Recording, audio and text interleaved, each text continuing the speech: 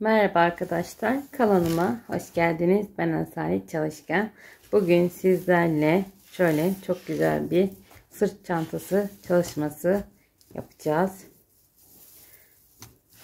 Taban kısmını, askı kısmını tamamen iple hazırladım arkadaşlar. Ben dilerseniz hazır taban, hazır askı kullanabilirsiniz. Videoda onun da ayrıntılarını vereceğim. Ama ben hepimizin daha rahat yapabilmesi için, malzemelere ulaşamayan arkadaşlar için daha rahat olsun diye tamamını iple hazırladım. Bağcık kısmı da dahil. Şu şekilde iç kısmı arkadaşlar astarladım. Kapak kısmını da şöyle astarladım. Taban kısmından başlayacağız örmeye. Gerçekten örmesi kolay ve rahat bir model tığ işi arkadaşlar. İpim rafya ip. Rafya ip kullanacağım. Sizler dilerseniz kağıt iple veya makrome iple, çanta ipleriyle örebilirsiniz. Ben bu örgümde rafya ipi tercih ettim arkadaşlar. Kağıt ipe göre örmesi biraz daha kolay rafya ipin. Arka kısmı da bu şekilde. Böyle zincir detayları kullandım ben. Sizler dilerseniz D şeklinde veya halka şeklinde olan demirlerden de kullanabilirsiniz. Direkt ipi bağlamamamın nedeni sünme olursa arkadaşlar bu şekilde demir zincir olsun diye, sünmeyi engellesin diye kullandım. Evet. Bu şekilde çantamız. Şimdi eğer hazırsanız örmeye başlayalım. Şöyle ipimi de göstereyim arkadaşlar. Ben dediğim gibi rafya ip kullanacağım. Sizler dilerseniz kağıt ip ve polyester iplerden kullanabilirsiniz. İnce makrame iplerden kullanabilirsiniz. Bu iplerin hepsiyle çanta örebilirsiniz arkadaşlar. Şöyle ortasından bobinimin çıkarttım. Şu kenara alıyorum. Taban kısmından başlayacağız. Tığıma ipimi doluyorum ve bir tane zincir çekiyorum. Bu çektiğim zinciri saymıyorum arkadaşlar. Bundan sonraki çekeceğim zincirleri sayıyorum. Şöyle ipimi alıyorum, tığıma geçiriyorum. Bir tane zincir olmuş oldu. İlk çektiğim zincirleri çok sık çekmeyeceğim arkadaşlar. Çekme olmasın, çünkü zincirin her iki tarafına da trabzan işleyeceğiz. Toplamda 30 tane zincir çekeceğiz. 30 tane zincire tamamlayıp gelelim. 30 tane zincir çektim. Şu şekilde zincirimin uzunluğu.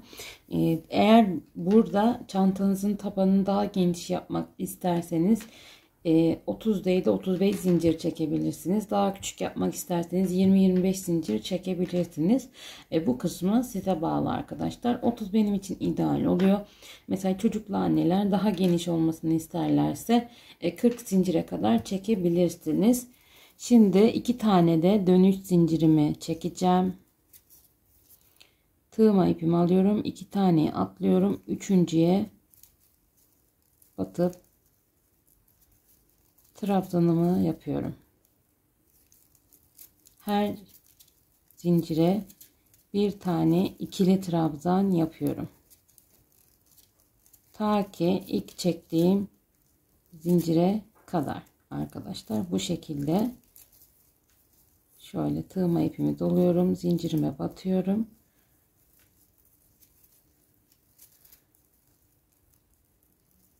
Tığıma ipimi doladım. Zincire battım. 2 kere de işliyorum. İkili trabzan örmüş oluyorum. Rafya ip kağıt ipten daha kolay işleniyor arkadaşlar. Çünkü daha yumuşak ona göre. Kağıt ip yumuşatma işlemi yapmadığınız sürece işlemesi en zor iplerden biri. Çünkü çok sert. Ama çantalarda ben yumuşatma işlemini pek kullanmıyorum. Çünkü yumuşayınca kopma oluyor. Tabi bu suda ne kadar beklettiğimizde de önemli. Ama ben yine de katipte yumuşatmayı pek tercih etmiyorum. Özellikle çantada. Çünkü o sertlik ve tokluk hissi gidebiliyor. Fiyat olarak rafya ip katipten biraz daha pahalı diyebiliyorum ama örümü katipten daha kolay. Evet. Bu şekilde trabzanlarımızı örüyoruz.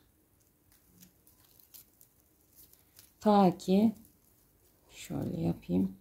Buradaki ilk çektiğimiz zincire kadar buradaki ilk zincire bir şey yapmıyoruz arkadaşlar. Bekliyoruz. Şuraya kadar ikili trabzan örüp gelelim. Son zincirime geldim arkadaşlar. Şimdi buradaki son zincirime toplamda 6 tane ikili trabzan yapacağım. İlkini yaptım. 1, kısa ipimi de birlikte işleyeceğim. Alttan yürüteceğim. 2, 3,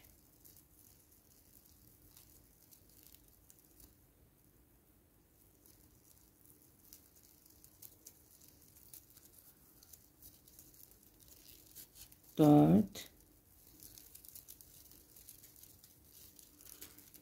5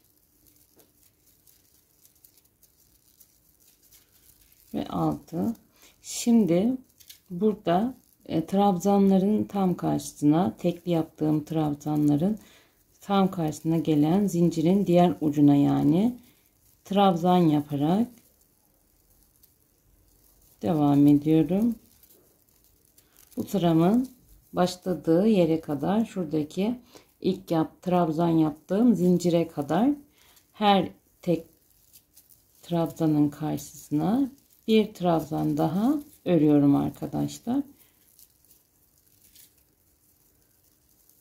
Bu şekilde zincirlerin diğer kısmına, karşı gelen kısmına batıyorum. Şimdi buraya kadar örelim. İlk trabzanımızı yaptığımız zincire kadar gelelim. Evet arkadaşlar, bu şekilde ilerledik.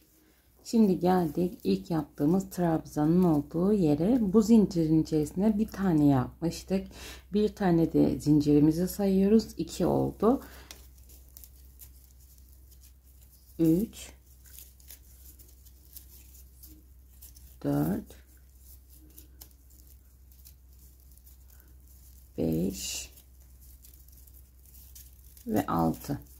Yani ilk yaptığım trabzanı ve 2 tane zincirimi saydım. 4 tane daha ekledim. 6'ya tamamladım arkadaşlar. Şimdi bu zincirin tepesine batıyorum ve birleştirip 2 tane zincir çekiyorum. Daha sonra hemen zincirle trabzanın olduğu yere dibine batıyorum ve buraya arkadaşlar çift batıyorum. Aynı yere 2 kere battım. Daha sonra gelen trabzanların tepesine tek batıyorum. Ta ki 6 tane arttırma yaptığım yere kadar.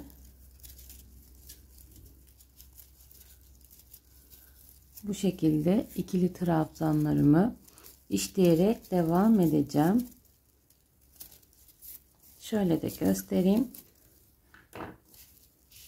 Ta ki burada 6 tane arttırma yaptığım yere kadar, yani şu ilk arttırmam, onun yanındakine tek batacağız.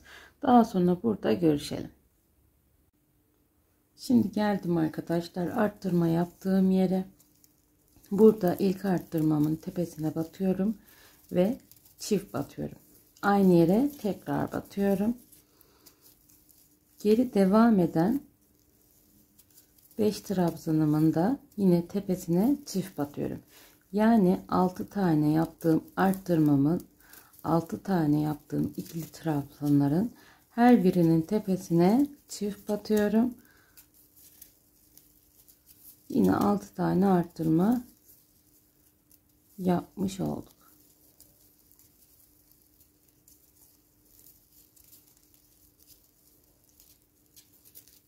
Evet.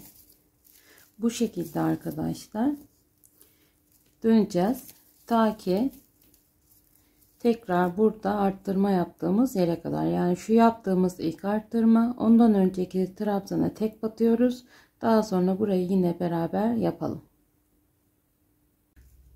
Evet, geldim buraya. Şimdi arttırma yapacağım yine tekrar. Burada 4 tane trabzanımız vardı bu tarafta. Dördünün de tepesine çift batıyoruz arkadaşlar. Sonda farklı bir yerimiz var.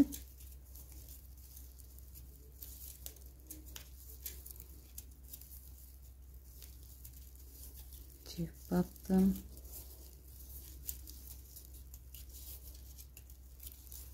Buraya da çift batıyorum. 1 2 3 4 tane çiftim oldu. Şimdi burada zincirden önce şurada bir boşluğumuz var.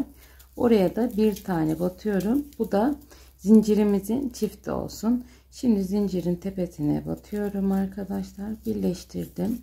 1 2 tane zincir çektim. Hemen dibine batıyorum. Bu tek oldu arkadaşlar. Şimdi tekrar ipimi doluyorum. Bakın burada V şeklimiz var. Arttırma yaptığımız yer. Şimdi buraya tekrar arttırma yapacağım.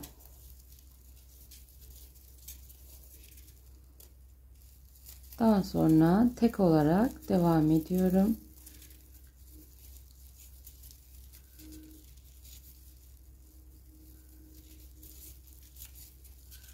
Yine ta ki bir sonraki arttırma yaptığım bu baş kısma kadar tek devam ediyorum. Şimdi geldim arkadaşlar burada arttırma yaptığım yere. Burası arttırma yaptığım yerden bir önceki yer. Buraya da tek batıyorum. Şimdi V şeklinin olduğu yere geldik. Buraya da demek ki bir arttırma yapacağız. Hemen yanına iki arttırmanın arasına bir tane tek yapıyorum.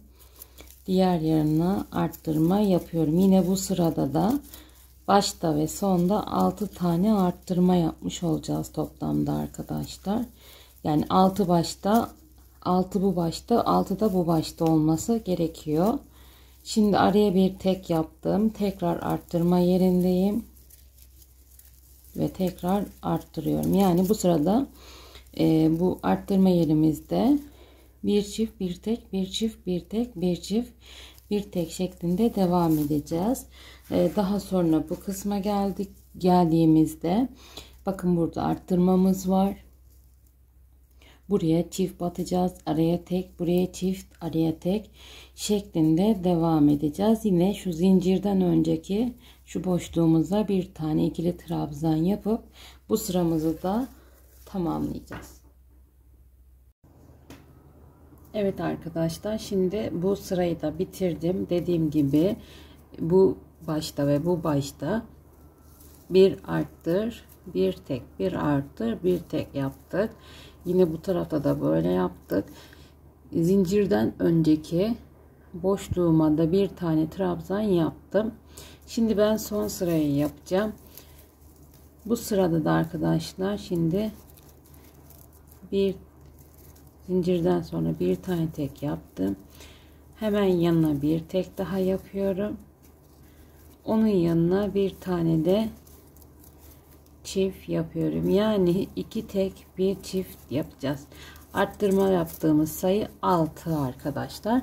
O eşit, yani bu değişmeyecek 6 sayısı. Onun dışında iki arttırmanın arasında bu sırada tek trabzanımız vardı. Şimdiki işleyeceğimiz sırada da iki tane tek trabzan olacak.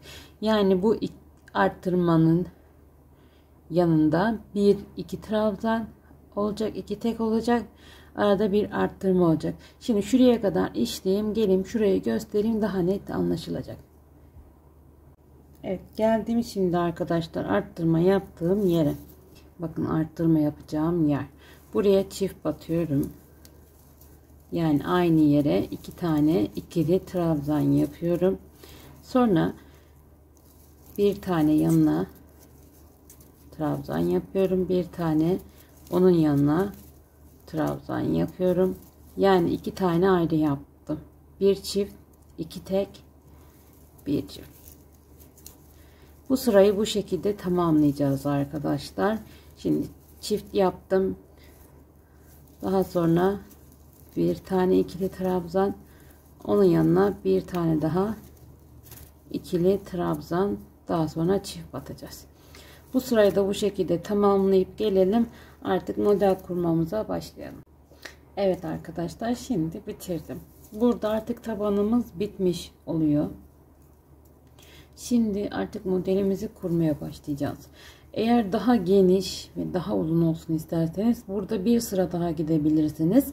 O sırayı da bu baş kısımlarda 3 artı 1 artı 3 tek şeklinde yapabilirsiniz. Bu benim için ideal bir boyut.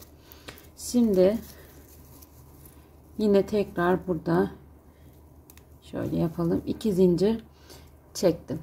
Aynı yere, yani zincirin dibine, buraya toplam 5 adet trabzan yapıyorum. Zincirimi de sayacağım burada. 1 2 3 4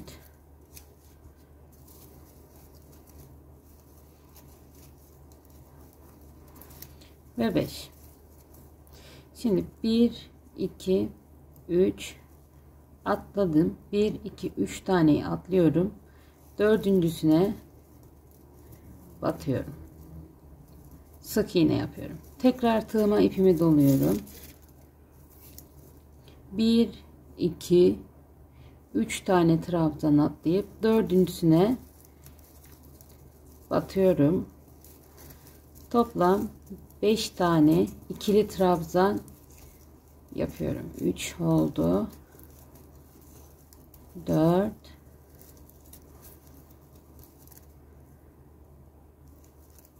pardon ve 5. Tığıma ip dolamıyorum. 1 2 3 tane trabzan atlayıp dördüncüye sık iğne yapıyorum. Şimdi tekrar devam ediyoruz. 1 2 3 tane trabzan atlıyorum. Dördüncüye modelimi, bakın mesela şu an burada çok çekti. Hazır bir taban olsaydı belki daha rahat olabilirdi ama böyle benim gibi örgü taban yapacaksanız buna dikkat etmeniz lazım. Şimdi burada 3 tane atlamak istediğim yerde çok çekti arkadaşlar. Ben o yüzden 2 tane atlayacağım. 1 2 atladım. Üçüncüye batacağım. Bu sadece bu ilk sıra için geçerli. İkinci sıra, bu sıradan sonra zaten artık model kurulmuş olacak. Bu geçerli değil. Ama bu sırada buna dikkat edelim arkadaşlar. 4 oldu. 5. trabzanımı da örüyorum. 1 2 atlayıp üçüncüye batıyorum. Yani bazı yerde 3 tane atlayıp bazı yerde 2 tane atlayabilirsiniz. Dediğim gibi modelin çekmesine bakın arkadaşlar. İlk başlarda çok sıkıntı durmadı ama sonra burada çekti, biraz fazla çekti. O yüzden 2 tane atladım. Şimdi yine 2 tane atlayarak yapacağım. 2 trabzan atlıyorum. Üçüncüsüne 5 tane ikili trabzan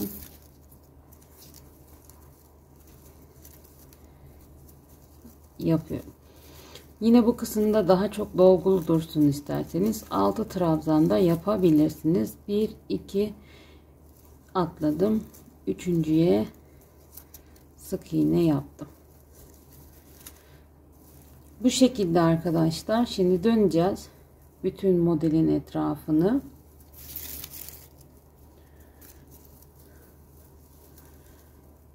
1 2 üçüncüye batıyorum.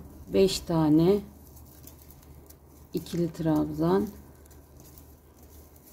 yapıyorum. 3 oldu. 4 oldu. 5 oldu. 1 2 1 2 üçüncüye batıyorum. 1 2 3 üçüncüye battım. Her iki yelpaze modelinin arasında bir tane sık iğne var.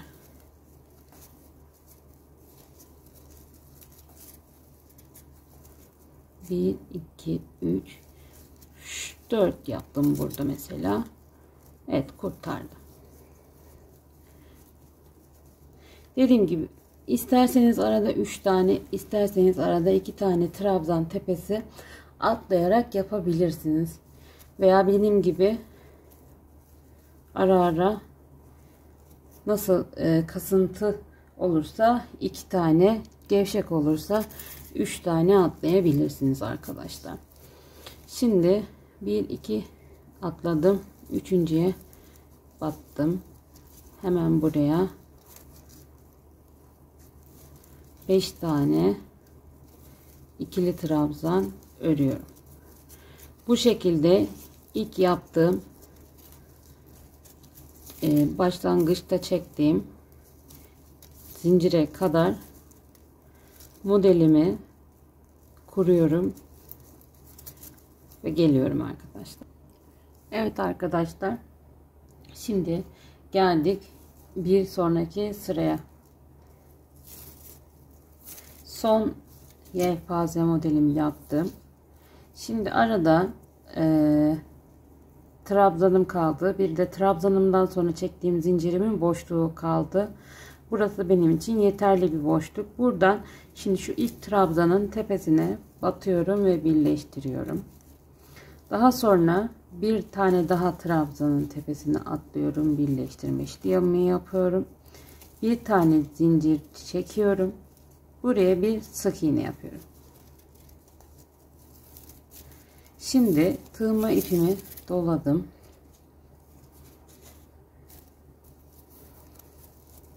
Burada bizim sık iğnemiz var. O sık iğnemin tepesine batıyorum ve oraya 5 tane ikili trabzan yapıyorum. 2 3 4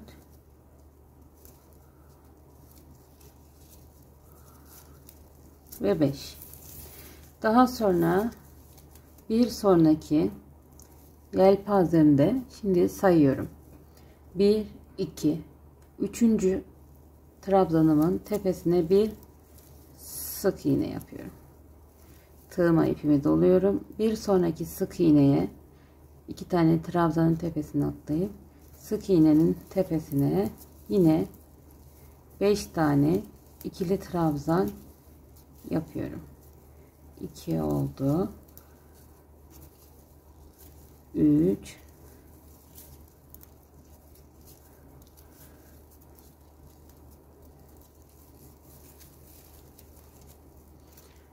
4 ve 5. Şimdi 1 2 trabzan atlıyorum. 3. trabzanımın tepesine sık iğnemi yapıyorum.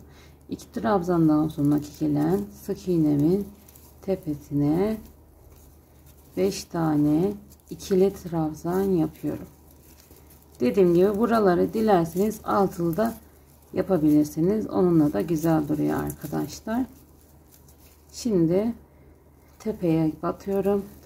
Sık iğnemi yapıyorum. Devamında gelen sık iğneye 5 tane ikili trabzan yapıyorum. 2 oldu. 3 4 ve 5. Tepeye sık iğne. Şimdi şöyle biraz elimizde düzeltelim. Evet. İkinci sırayı da bu şekilde devam ediyoruz arkadaşlar. Mantık bu şekilde. Sık iğnelerin olduğu yere 5 tane ikili trabzan yapıyoruz. Yani modelimizi kuruyoruz. Modelimizin tepe noktasına, yani 3. trabzana da sık iğne yapıyoruz arkadaşlar. Bu şekilde yaparak dönüyoruz. Şimdi bu sıranın da başlangıcını göstereyim sizlere. Daha sonraki sıralar aynı şekilde devam edecek. Yalnız dediğim gibi şöyle ara ara elinizde düzeltirseniz daha iyi olur. Ama zaten salaş bir ip ve salaş bir model çalışıyoruz. Şöyle devam edelim arkadaşlar. Bu sırayı da bitiş noktasına gelelim. Bir sonraki sırayı nasıl başlayacağımızı göstereyim ve devam edelim. Evet arkadaşlar, dediğim yere geldim. Bakın bu bir üst sırada, bu sırada sık iğne yaptığım yer. 2 kere kaydırma yapıp sık iğne yapmıştık orası. Şimdi oraya geldim. Burada bir tane zincir çekeceğim. Daha sonra tığıma ipimi dolayıp buraya direkt batıp 5 tane ikili trabzan yapacağım. 2 3 4 5. Daha sonra yandaki yelpaze modelinin 1 2 üçüncüsüne batıyorum ve sık iğne yapıyorum. Devamında sık iğne var. Oraya 5 tane ikili trabzan yapıyorum. Bundan sonrası böyle arkadaşlar. Sıra başında nasıl yaptığımızı gösterdim. Sık iğne yapacağımız zaman 3. trabzanın başına kaydır yapıyoruz. Sıranın başında şöyle göstereyim. Burada yaptığımız gibi sık iğne ile başlayacağımız zaman 2 kere kaydır yapıyoruz. Sık iğne yapıyoruz üçüncüye. Yelpaze modeliyle başlayacaksak eğer burada bir zincir çekip sık iğnenin üstüne batıyoruz ve 5 tane ikili trabzan yapıyoruz. Model bu şekilde arkadaşlar. Böyle devam ediyor. Artık buradan sonra kapak hariç istediğiniz boyuta gelene kadar devam edeceğiz arkadaşlar. Şimdi ben öreceğim yüksekliğini. Kaç sıra yaptım sizlerle paylaşacağım. Sizler de dilerseniz kendi istediğiniz boyutta, dilerseniz de benimle aynı boyutta yapabilirsiniz. Böyle devam edelim arkadaşlar. 3. trabzanın başına sık iğne, sık iğnelerin başına da 5 tane ikili trabzan örelim. Dediğim gibi istediğimiz boyuta gelene kadar örelim. Evet arkadaşlar, çantamın boyunu tamamladım ben şimdi. Sayıyorum: 1, 2, 3, 4, 5, 6, 7, 8, 9, 10, 11. Toplamda 11 sıra şu yelpaze sıramı gittim arkadaşlar. Şimdi kapak kısmını öreceğim. Onun için şöyle hafif yanları şöyle yapıyorum. Ben böyle komple aşağıdan şey yapmayacağım. Şöyle hafif sadece üst tarafını şöyle katlıyorum. Burada geriye bana 1, 2, 3, 4, 5, 6, 7 yelpaze kaldı. Şu ilkini ve sonuncusunu şu şekilde 3 tane trabzan yapacağım arkadaşlar. Şimdi ben buradayım. Döneceğim. Kapak kısmını öreceğim. Dediğim gibi şöyle yapın siz de kapak için. Yeterli yelpaze 1, 2, 3, 4, 5, 6, 7, 8. 8 tane yeterli oluyor. Şimdi 3 tane 8.'ye 3 tane trabzan. 8. yelpazem için 3 tane trabzan ördüm. 1, 2, 3. Daha sonra burada artık ters döneceğim arkadaşlar. Dönüyorum. 3 tane zincir çekiyorum. Şimdi buradaki zincir sık iğnenin içerisine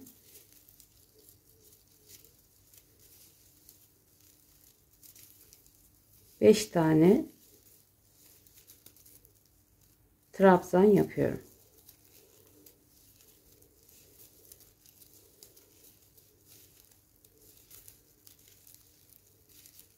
Beş, 3, 4, 5. Bu şekilde şunu da söyleyeyim. Şimdi bu böyle yaptıktan sonra arkadaşlar şu iki kısma, başa ve sona ilmek belirleyici takarsanız eğer sizin için daha iyi olacaktır. 1, 2, 3, 4, 5, 6, 7, 8. 8. işaret belirleyici takabilirsiniz eğer isterseniz. Da ben de şöyle bir takayım.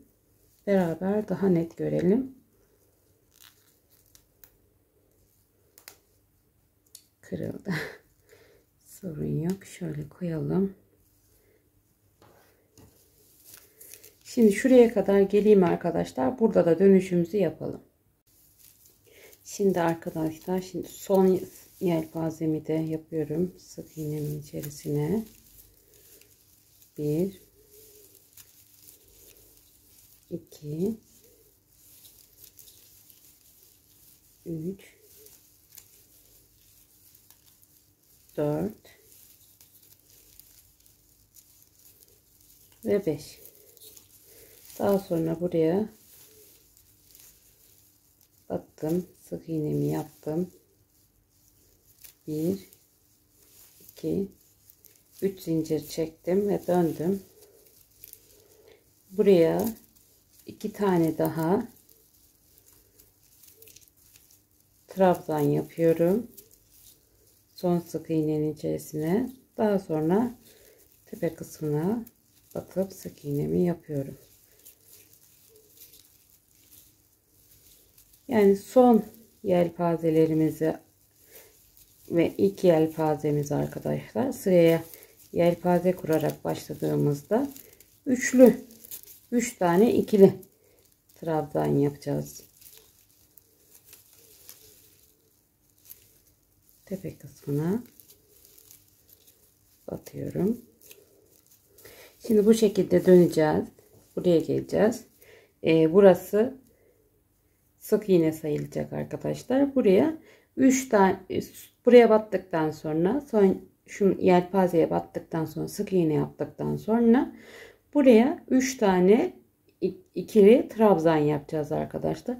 Bu şekilde döneceğiz. Yani başta ve sonda yelpaze modelini uygulayacağımız zaman 3 tane ikili trabzan yapacağız. Şimdi 1-2 sıra daha yapıp daha net şekilde göstereceğim. Evet arkadaşlar, şöyle kapak kısmımı bitirdim ben. Göstereyim. Bakın böyle 3 tane yaptım kenarlarda. Yelpaze modelimi 3 tane trabzan yaparak uyguladım.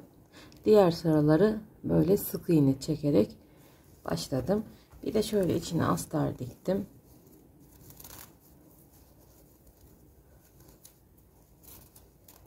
Siz dediğim gibi dilerseniz astarlı, dilerseniz astarsız kullanabilirsiniz. Şöyle göstereyim. Kapak kısmına da diktim astar. Şimdi şunu da göstereyim arkadaşlar. Birinci, yani şu en sonki yelpaze sırasının altından şöyle bir istediğiniz uzunlukla zincir çekebilirsiniz. Hiç fark etmez. Bunların hazır olanları da var, böyle sıkmalı. Onu da kullanabilirsiniz dilerseniz. Dilerseniz benim gibi böyle istediğiniz uzunlukla zincir çekip böyle boşluklu şekilde aralardan şöyle geçirebilirsiniz. Daha sonra bunu böyle sıkmak için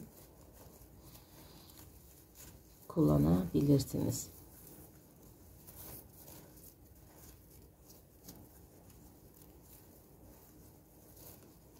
Evet. Bir de şöyle kapağımı şu şekilde kapattığımda şöyle denk gelen şu iki uca denk gelen yerlerini arkadaşlar ben düğme diktim. İsterseniz şu şekilde mıknatıslı da yapabilirsiniz. Dilerseniz buraya tek bir düğme de yapabilirsiniz. Ama benim için en mantıklısı böyle oldu. Çünkü şu iki ucu zamanla havaya kalkabiliyor. K tipte zaten böyle yaptığınız zaman biraz açıldığında bir iliklik yer olmuş oluyor. Dilerseniz son sıranızda şu kısımlarda birer zincir fazla çekip iliğinizi geniş de yapabilirsiniz. Ama ben yapmadım. Dediğim gibi şöyle hafif şöyle yaptığınızda zaten iliklik yer açılıyor. Burayı da bu şekilde göstermiş olayım. Dediğim gibi zaten hazır çanta aparatları da var. Dileyen arkadaşlar onları da kullanabilir. Şimdi bu arka kısım için ben kendi hazır çanta bağı kullanmak istemedim. Çünkü birebir aynı olsun istiyorum ipim. O yüzden şöyle bir yöntem yaptım arkadaşlar. Şurada daha net gösterebilirim belki. Çanta zincirinden bir parça koparttım. Toplamda 1, 2, 3, 4, 5, 6, 7, 8, 9, 10, 11. 11 tane zincirin olduğu bir parça şöyle koparttım. Halkanın olduğu zinciri koparttım ve şöyle 1 santim bir parmak boşluklu geçirdim arkadaşlar. Halkaların ağzını açaraktan buraya şöyle bir aparat yaptım. Direkt ipimi buraya bağlasaydım ip zamanla sünebilirdi arkadaşlar, içine ağır bir şey koyduğumuzda. O yüzden böyle bir yöntem buldum. Böyle zincirimi geçirdim buraya. Bakın şöyle. Dilerseniz buraya geçirilen böyle aparatlar var. Açılıp kapananlar veya D halkalar falan. Onları da kullanabilirsiniz. Ama ben böyle istediğim tonda, şu an elimde hazır yoktu, bulamadım. Ben de bunu değerlendirdim. Güzel de olduğunu düşünüyorum. Dediğim gibi burayı isterseniz direkt o aparatlarla da kullanabilirsiniz. Veya sert bir iple yakın tonlarda sert bir iple de çanta askısı yapabilirsiniz. Veya da direkt hazır çanta aparatlarını askılarında kullanabilirsiniz arkadaşlar. Şimdi burada askımın bir tanesini yaptım. Diğerini de yapacağım ve iki askımızı birleştireceğiz. Şimdi hemen şu tarafa da sizinle başlayalım. Şimdi ipimi aldım arkadaşlar. Şöyle halkanın içerisine batıyorum. Geçirdim. Hemen şuradan bir zincir çektim ve tekrar ipimi dolamadım. Aynı yere batıyorum. 5 tane bu halkanın içerisine sık iğne yapıyorum. 1 2 3 4 5. Bu ipimi de alttan yürüttüm arkadaşlar. Kalanı da yürüteceğim. Bir zincir çektim ve döndüm. Tekrar sık iğneleri tepesine batıyorum. Sık iğne yapmaya devam ediyorum. 1 2 3 4 5. Bir zincir çektim ve döndüm.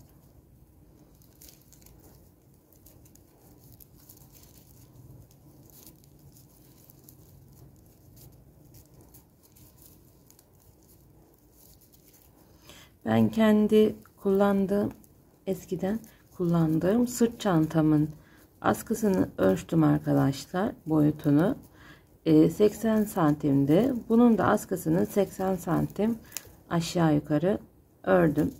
Eğer direkt kendinize yapacaksanız siz de bu şekilde ölçebilirsiniz kendinize göre. Böyle bir zincir çekip dönüyorum. Bir üst sıraya çıkıyorum. 5 tane sık iğne yapıyorum. İstediğiniz boyuta gelene kadar bu şekilde örebilirsiniz arkadaşlar. Her sıra başında bir zincir çekip dönüyorum. Bir zincir çekiyorum, dönüyorum. Daha kalın olsun derseniz burayı 6-7 sık iğne de yapabilirsiniz.